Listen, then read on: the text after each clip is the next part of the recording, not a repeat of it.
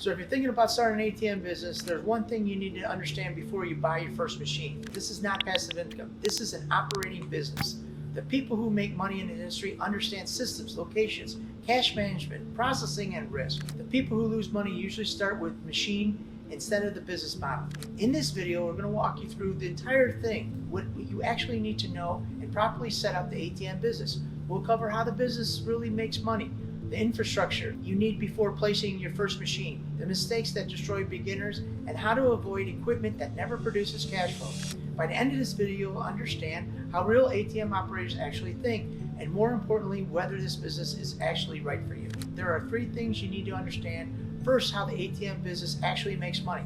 Second, and most importantly, infrastructure you need before placing your first machine. And third, how to build this like a real business instead of a side hustle experiment. Let me start with the biggest misconception in ATM business. Most people think the ATM business is about owning machines. It's not. It's about controlling transactional value. The ATM business is a simple tool that delivers the service. Your business is built on location, quality, transactional value, and processing relationships, cash management, and operational consistency. Get those right and the machine becomes the easy part. Get those wrong and the machine doesn't matter. You can own the best ATM on the market, but if you're sitting in a dead location doing 5 transactions a month, the business is not worth it. It's just a piece of equipment. That's why experienced operators spend far more time evaluating locations than shopping for machines.